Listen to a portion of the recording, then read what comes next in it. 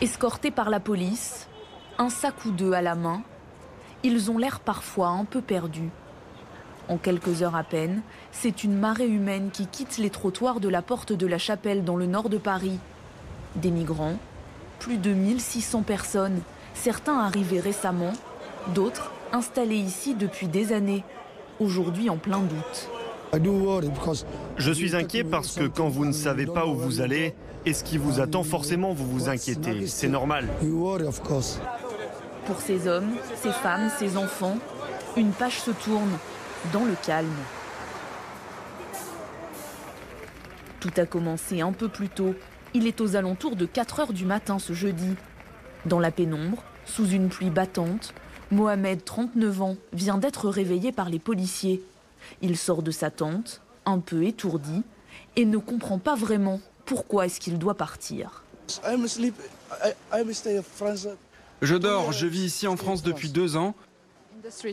Dans la rue, pas de maison, rien.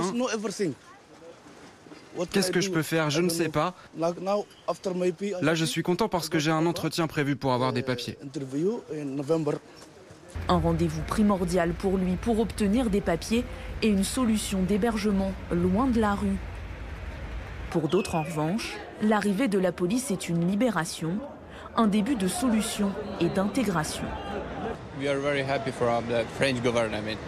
Nous sommes très contents de la réaction du gouvernement français. Il n'y a pas de problème. Le point de départ vient de nous. On a quitté notre pays. C'est à cause de ça qu'il y a des problèmes. Maintenant, ils nous aident, ils nous donnent à manger, ils nous donnent des choses. C'est bien. Chacun leur tour, ces migrants, rassurés par les associations qui les accompagnent au quotidien, sont emmenés vers ces bus. Ils sont identifiés, comptés, répertoriés, comme à chaque démantèlement, car ici, porte de la Chapelle, ce type d'opération n'est pas une première. À chaque fois, c'est vrai que les préfets m'ont dit ça ne se reproduira plus. Et puis, en fait, comme l'accueil au fil de l'eau, au jour le jour n'est pas organisé, les campements se sont reconstitués. Je préfère croire les autorités préfectorales quand elles me disent ça ne se reproduira plus. Mais ça ne marchera que si l'accueil est réellement organisé et fluide, et ça ne marchera que si effectivement on fait dans le même temps rapidement la porte d'Aubervilliers. Et cette fois, la préfecture insiste, l'accueil est bien inconditionnel, les examens des situations administratives se feront dans un second temps. Les migrants sont tous mis à l'abri, d'abord dans des salles polyvalentes ou dans des gymnases comme ici, à quelques kilomètres à peine du camp Wilson. Quelques heures après avoir abandonné sa tente, Mahmoud, 27 ans, se retrouve donc au chaud, soulagé. La situation porte de la Chapelle était horrible. Il pleuvait tout le temps, on ne pouvait pas dormir. Il y avait beaucoup de problèmes.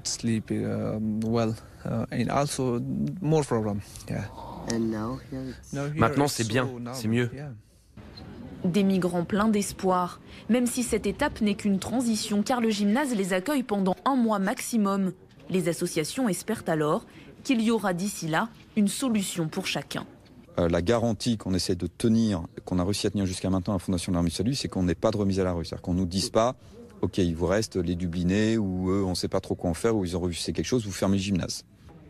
Une prise en charge à long terme, c'est aussi la volonté affichée du gouvernement. Alors après l'évacuation porte de la Chapelle, Christophe Castaner assure le suivi. Je suis le ministre français de l'Intérieur, de la sécurité. I am Home Secretary. Okay, thank you. Welcome. Where do you come from? I come from Sudan.